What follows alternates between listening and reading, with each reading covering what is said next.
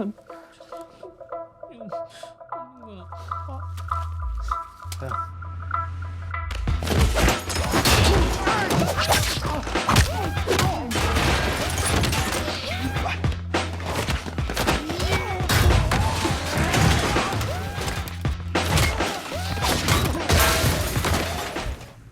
The story kicks off in this little corner store when a pack of punks walks in and starts shaking down the shopkeeper. Right in the middle of this stick-up, a woman named OK-Ju strolls in like she's got nowhere else to be just to pick up a few things. She doesn't give these bums the time of day and just stands there calm as can be, paying the guy at the counter for her stuff. These lowlifes see the roll of cash in her hand and figure they're gonna snatch it right out of her grip. That move really ticks OK-Ju off, and she doesn't waste a second putting them in their place. She hands them a serious beating, showing off the kind of pro-fighting skills you don't just pick up on the street. Turns out, OK-Ju used to be a professional bodyguard, the kind who looked after big-shot VIP clients. After the dust settles, she heads back to her quiet life, grabs a bite to eat at her place, and hits the rack.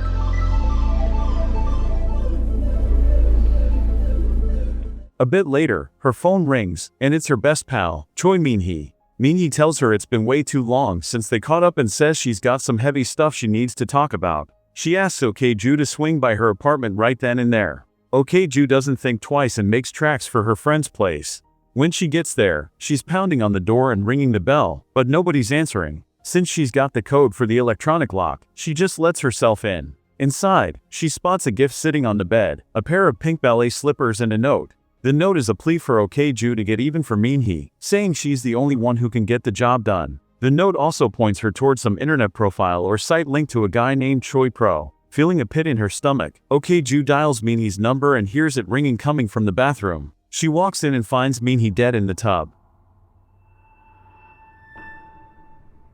Min-hee took her own life, leaving OK-Ju completely wrecked and trying to figure out what kind of hell her friend was going through to do something like that.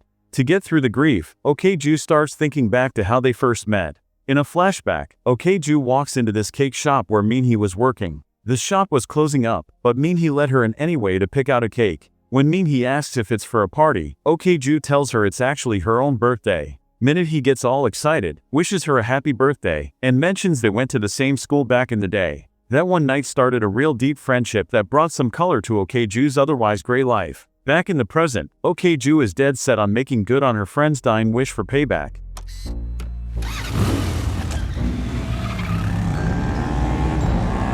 She starts digging into this safe Choi profile from the note. While she's still at Min-hee's place, the dead girl's phone starts buzzing from a number she doesn't recognize.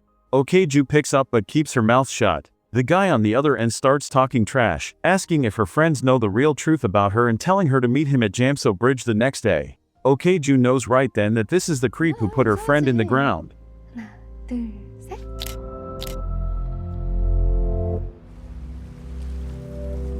The next morning, OK-Ju is staked out at Jamso Bridge, keeping her eyes peeled. She spots this guy with long hair moving some kind of drugs to a bunch of customers. Then the guy calls Min-hee's phone, which pretty much confirms he's Choi Pro. OK-Ju hangs back until he's done with his business and then tails his car to see where he hangs his hat. After she figures out where he lives, she heads back the next day while Choi is out getting a workout in. She breaks into his pad to see what she can find and plants some bugs to listen in. While she's tossing the place, she finds a bunch of BD gear and a drawer packed with USB drives. Every single one is labeled with a girl's nickname or a description. One of those drives says Ballerina on it. OK-Ju pops it in and sees a video of Choi assaulting Min-hee while she's out cold. It's crystal clear now that Choi is a sex trafficker who drugs and films these women to extort them. Seeing what that animal did to her best friend, OK-Ju's mind is made up. She's gonna kill him.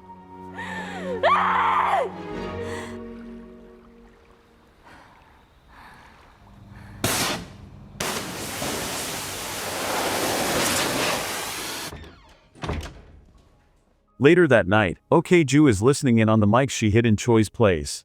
She hears him jawing with his crew about heading to a club called Heaven the next day. OK-Ju figures that's her best shot at getting close to him.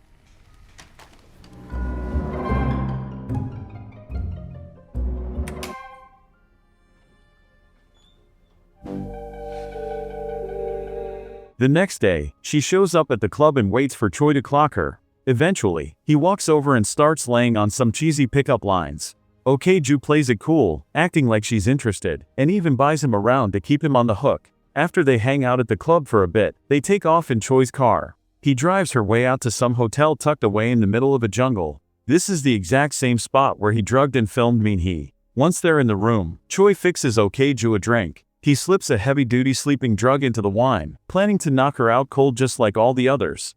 But Okju's no dummy. She knows his game and only acts like she's drinking it. The second he's not looking, she flushes the stuff down the toilet.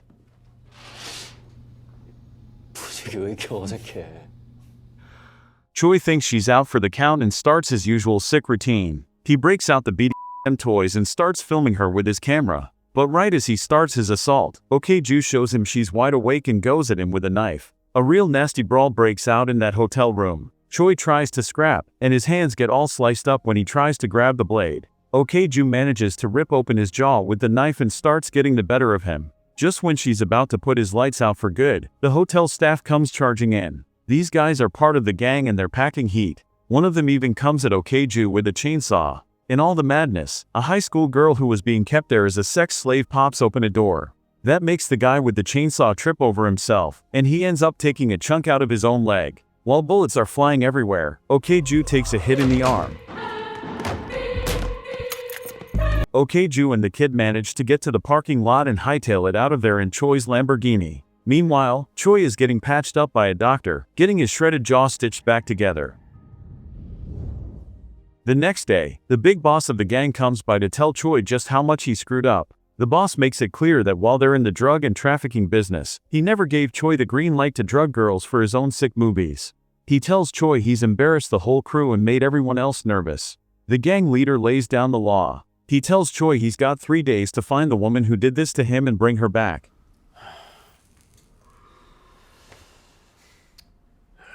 If Choi can't deliver, he's gonna have to answer to the gang himself. Choi is sweating now, trying to get back in the boss's good graces, so he goes to see a guy named Mung Shik. This guy's a pharmacist who cooks up the knockout drugs Choi uses on his victims. Choi tells him the girl who messed up his face also swiped his Lambo and he wants her dead. The pharmacist is a little shaky about it since he's not exactly a hitman, but then Choi tells him he'll cough up 100 million won if he helps track her down and finish the job. The pharmacist sees the dollar signs and signs right up.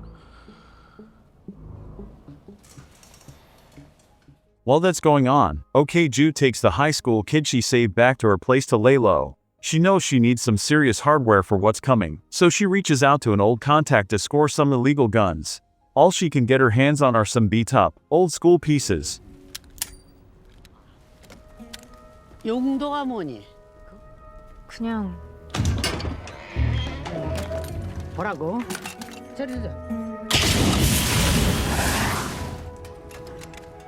While Okju is out at the store grabbing some supplies, Choi and the pharmacist start making moves. They use a dirty cop they know to track down where that stolen Lamborghini is parked. That leads them straight to Okju's building.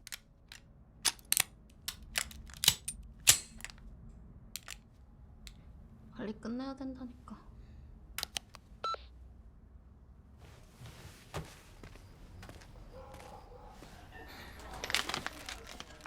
When Okju gets back, she sees the high school kid is gone. All of a sudden, Choi and the pharmacist jump her.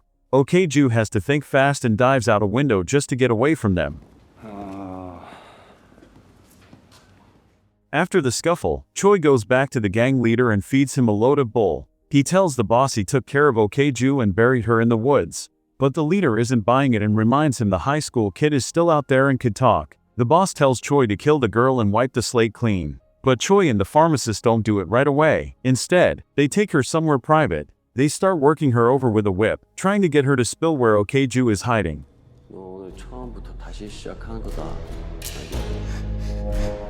Okju is determined to get that girl back, so she heads back to that jungle hotel from the first fight. She shakes down the staff there until she gets the address for the gang's main headquarters. Once she gets what she needs, she kills the staff so they can't put a call into Choi. 나 러시아로 유학 간다? Okju makes her way to the gang's home base, which is some kind of lab where they're growing drugs. She steps inside and runs into a few gang members in an elevator. By the time those doors open on the right floor, Okju has professionally taken out every single one of them.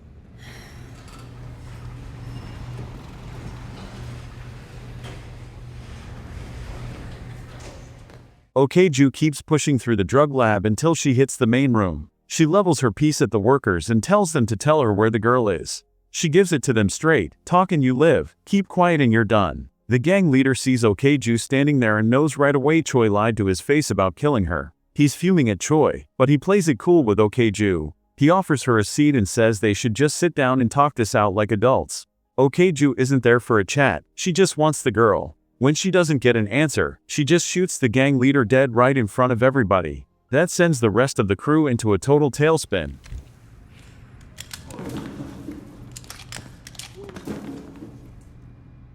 Okju tries to keep the lead flying, but her old junker gun jams on her. Seeing she's stuck, the gang members start charging her. But Okju's got a backup plan and pulls another gun, dropping them one by one. When she finally runs out of bullets, she starts using her hands and feet. Even though she's got a whole mob coming at her, she doesn't back down for a second. She works through them with total pro efficiency.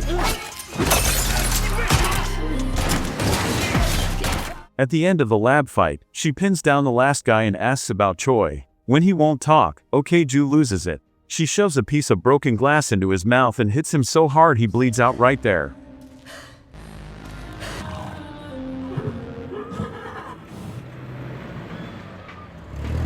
As she's heading out, she sees the pharmacist's car. In the back, she finds the high school kid unconscious and covered in whip marks. Seeing what they did to that girl makes Okju start to lose it.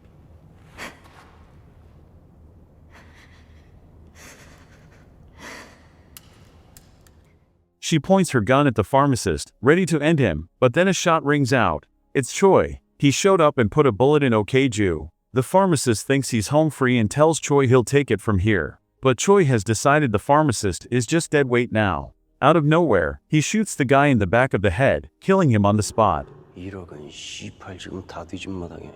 Then Choi starts walking over to Okju to finish the job. Before he can pull the trigger, the high school girl wakes up in the back of the cart. She grabs a gun and starts blasting at Choi. She doesn't hit him, but she buys Okju enough time to move. Okju takes the chance and fires her own gun, hitting Choi a bunch of times and putting him on the ground. Instead of killing him then and there, Okju and the kid throw the busted up Choi into a car and drive him out to the beach. Out on the sand, they get ready to take him out with a flamethrower. Choi starts crying and begging for his life, saying he's sorry and promising her a mountain of cash if she just hands him over to the cops. Okju doesn't want to hear it. She knows he loved the ocean and wanted to come back as a fish.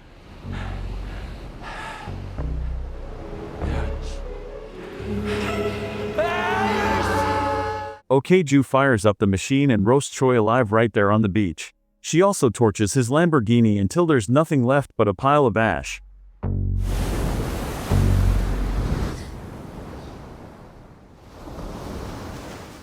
Once Choi is gone, Okju goes back to his place one last time. She grabs all the USB drives with the videos and finds a book with the names of all his clients.